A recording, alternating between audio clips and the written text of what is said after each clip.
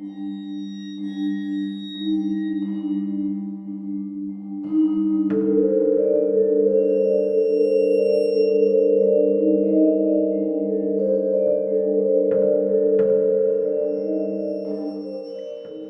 Bell Witch tale is considered one of the most terrifying hauntings in history. Our story begins in Red River, a small farming town that sits within what is now known as Adams, Tennessee. The town had a strong religious upholding with many Baptist churches. The Bell family moved from North Carolina to a small, quaint log cabin set on 328 acres of farmland in 1804. John Bell, the father of the family, was one of the wealthiest farmers of the town. His land was maintained primarily by enslaved people, like many of the other farmers who would buy and sell the enslaved. John Bell and his family regularly attended Red River Church, where he later became one of the elders. The family lived peacefully and successfully for 13 years until the reign of the Bell Witch's terror began for the family in the summer of 1817. Initially, many of the enslaved reported sightings of dead man's candles, strange lights that they could see amongst the trees when night would draw in. The lights would float up to and around the house, but never fully reached it. The enslaved and the Bell family members also began to see strange, unidentified animals that often took on a dog-like appearance. All had unnatural features and would behave extremely strangely. Dean, one of the enslaved on the Bell's land, reported being stalked and attacked by a black dog-like creature. John Bell himself happened upon an unusual creature upon his land that looked as though it had the body of a dog, head of a rabbit, and glowing red eyes. In shock, he fired his gun at the unidentifiable animal, but despite his efforts, he just couldn't hit it. Following this surreal event, the Bell family home began to experience strange noises that started out as a series of bangs and taps on the outside of the walls that played out each night, but increased in volume and frequency as time passed. They would hear the sound of chains being dragged across the floor of an empty room. Doors would begin to knock before things developed into them hearing disembodied sounds of choking and gulping.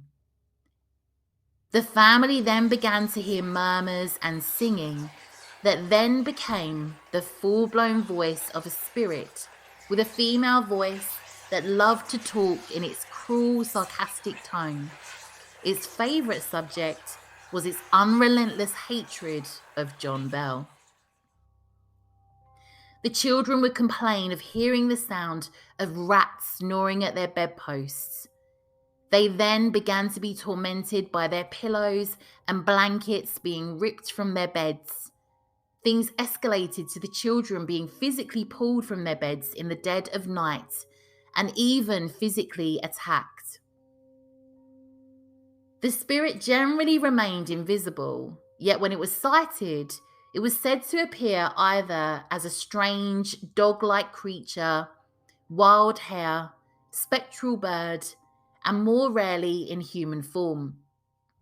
Many reported feeling an ominous sense of unease and maleficence in its presence. The spirit was so incredibly powerful, it demonstrated its ability to be in more than one location, and many supernatural events across the small town were attributed to this entity.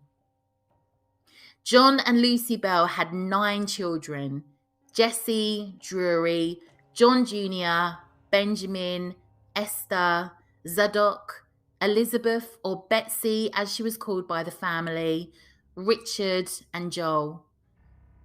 Alongside John Bell, the father, the spirit targeted teenage daughter Betsy the most. One night, Betsy was sent to a neighbour's house for her to get a good night's sleep and a break from the constant torment from the spirit that caused her to fear for her safety. Once at the neighbours, they began to settle in and get ready for bed. All was calm until they could hear a door fly open and a huge gust of wind rocketed around the house. The neighbour quickly stumbled to light a candle to see what had occurred, only to find the door closed. Betsy suddenly heard a disembodied voice she knew only too well whisper, "Betsy, you should not have come over here. You know I can follow you anywhere. Now get a good night's sleep." John Bell believed this was all the doing of a witch. He called upon his fellow preachers and friends who would gather at his home to attempt to communicate with the entity to see what it wanted. They made contact, and the spirit told them its name was Kate and it intended to kill John Bell. Mary Catherine Batts was a neighbour who went by the name Kate. An older relative of Kate's had feuded with John Bell over the trade of an enslaved person. Kate, however, always denied any association with the spirit. However, the spirit was given the name Old Kate by the family, which stuck. News spread like wildfire despite John Bell's attempts to keep the haunting private. Many were curious and well-meaning and visited the household, never leaving disappointed as the spirit didn't fail to make itself known.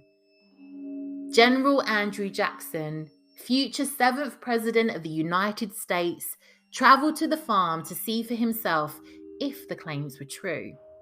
He was accompanied by a witch hunter who confidently boasted he could successfully exorcise the spirit. They travelled by horse-drawn wagon. The wheels stopped dead in their tracks en route for no apparent reason. General Jackson and his men heard the disembodied voice of a female say, "By the eternal, boys, this is the witch. All right, General, let the wagon move on. I will see you again tonight." They managed to continue thereafter on their journey when the horses were suddenly able to move on. One account reports that Andrew Jackson and his men set up camp that night en route to Red River, during which time the witch hunter tried to shoot his pistol, but to no avail. Straight after, he was struck by an invisible force, and the group decided to turn around and travel to Nashville. Another account states they did in fact reach the Bell Farm, where they stayed for a few days, during which time they reported hearing the spirit's voice daily throughout the home, quoting the Bible, singing hymns, but also making wild threats upon John Bell's life. The witch hunter was grabbed by the nose and forcibly removed from the household at one point. As he ran away screaming, the entity yelled hunting tips at him. Jackson and his men reported experiencing being poked by needles and being pinched with bruises to show for it. Needles also played a part in Betsy's experience of the haunting. She too was singled out by the Bell Witch and was said to have vomited a mass of needles, but also experienced several physical attacks where she was slapped, scratched, pricked, and had her hair yanked by the entity. With Betsy, there was no indication as to why she was singled out along with her father. Betsy planned to marry Joshua Gardner, one of their neighbours, yet the spirit seemed to take a dislike to this pairing and would torment them both so much, within a year they called off the engagement as a result. Strangely, from time to time, the spirit would be protective of Betsy. Following the incident at the neighbour's house, the spirit reassured Betsy she would leave her and the neighbours alone, followed by patting her on the face in a comforting fashion. The Bell Witch had a strange fondness for the matriarch of the family, Lucy Bell, and would often comfort her despite its attacks upon her daughter and husband. The spirit's biggest critic was John Bell Jr., who the spirit had a strange respect for. The two would discuss at length ethics, philosophy, and theology, and the spirit offered up several different contradictory explanations relating to its existence and purpose. The spirit deemed to have 4 different personalities within its so-called witch family. Black Dog, that had a bossy female voice. Mathematics and Cry, that had a little girl's voice. And Jerusalem, that had the voice of a little boy. 3 years into the haunting, it seemed the more infamous the Bell Witch became, the more violent and abusive the attacks were, with the children regularly reporting being beaten by it. The spirit now yelled, shrieked, and mimicked other family members. The enslaved working at the farm reported being tripped or attacked. It seemed to feed off people's fear. The more attention it received, the louder it was, the more it talked. One account was of the disembodied voice stating, "Mr. Bell is a bad man." The abuse and psychological torture was taking its toll on the family. December 1820, John Bell was 70 years old, and alongside the regular attacks from the witch, he began to experience strange sensations in his face and mouth, along with trouble swallowing. He was found one morning unconscious in bed. John Jr. discovered by his bed a bottle of dark liquid. At the point of discovery, the witch's voice laughed and sung and claimed to have poisoned and killed him. The liquid was tested on the cat by the Bell family, only for it to die shortly after, concluding it was a form of poison. A few days later, upon John Bell's funeral, the voice was heard then also, singing drinking songs, laughing, and making a mockery of his demise.